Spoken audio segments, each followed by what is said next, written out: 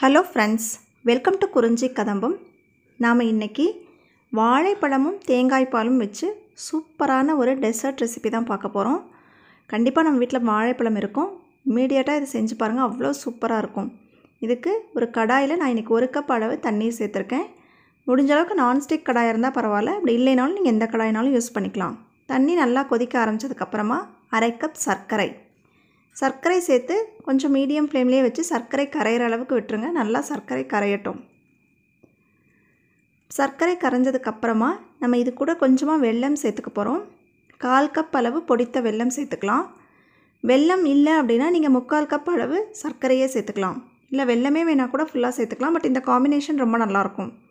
இப்போ வெல்லம் நல்லா கொதித்து வருது. கொதித்து வந்துட்டு இப்படி எடுத்து ஊற்றும் போது மேலேருந்து தண்ணி மாதிரி இப்படி கொட்டாமல் இப்படி நின்று வரணும். அதாவது 1 ஸ்ட்ரிங் கன்சிஸ்டன்சிக்கு போகக்கூடாது, அதுக்கு முன்னாடியே எடுத்துடணும். அப்போ இந்த லெமன் வந்து 1 டீஸ்பூன் அளவு லெமன் ஜூஸ் சேர்த்துக்கணும். விதை இல்லாமல் சேர்த்துக்கோங்க.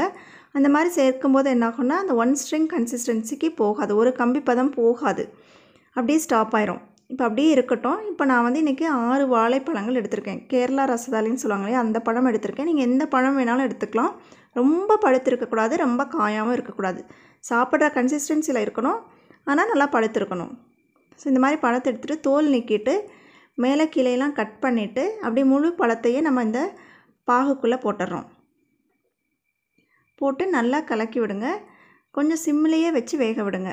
இப்போ என்ன ஆகும்னா ஒரு ஸ்டேஜ் ஆகும்போது ஒரு 20 மினிட்ஸாவது ஆகும் இதுக்கு. அப்போ அந்த பழம் எல்லா சர்க்கரை பாகையும் அப்சர்வ் பண்ணிக்கும். இந்த அளவுக்கு வந்து நீங்கள் 6 பழங்கள் சேர்க்கலாம். நல்லா அப்சர்வ் பண்ணதுக்கப்புறமா அது கலரே சேஞ்ச் ஆக ஆரம்பிச்சிடும். கலர் சேஞ்ச் ஆகும்போது பழமும் சாஃப்ட் ஆயிரும். அதனால் எடுக்கும்போதும் திருப்பி போடும்போதும் ரொம்ப கேர்ஃபுல்லாக நீங்கள் பண்ணணும். இப்போ எல்லாம் அப்சர்வ் பண்ணதுக்கப்புறம் எடுத்துடலாம். எடுத்து நல்லா ஆறுனதுக்கப்புறமா சர்வ் பண்ணும்போது ஒரு பிளேட்டில் வச்சுட்டு இந்த மாதிரி திக்கான தேங்காய் பால், சர்க்கரை சேர்த்து தேங்காய் பாலாகவும் இருக்கலாம், இல்லை சேர்க்காத தேங்காய் பாலாகவும் இருக்கலாம். ஏன்னா பழத்துலேயே சர்க்கரை இருக்கனால நீங்கள் சர்க்கரை சேர்க்கணுங்கிற அவசியம் இல்லை. தேங்காய் பால் ஃபுல்லாக ஊற்றிட்டு இந்த மாதிரி கட் பண்ணி அந்த தேங்காய் பாலோட சேர்த்து நீங்கள் அதை சாப்பிட்ணும். நீங்கள் ஈவன் இந்த பழம் வந்து பண்ணிவிட்டு நீங்கள் ஃப்ரிட்ஜில் கூட வச்சுக்கலாம். இப்போ ஏதாவது ஒரு பார்ட்டியில் ஒரு ஃபங்க்ஷன் இருக்குது அப்படின்னா நீங்கள் முன்னாடி இந்த பழத்தை பண்ணிவிட்டு தேங்காய் பால் மட்டும் ஃப்ரெஷ்ஷாக எடுத்துகிட்டு நீங்கள் சர்வ் பண்ணலாம். இது ரொம்ப சூப்பரான ஒரு டெசர்ட் ரெசிபி, அவ்வளோ ரிச்சாக இருக்கும். கண்டிப்பாக நீங்கள் எல்லாருமே ட்ரை பண்ணி பாருங்கள். ட்ரை பண்ணி பார்த்துட்டு எப்படி இருந்ததுன்னு உங்கள் ஃபீட்பேக்கை மறக்காமல் கமெண்ட்டில் சொல்லுங்கள். தேங்க்ஸ் ஃபார் வாட்சிங். வாழ்க வளமுடன்.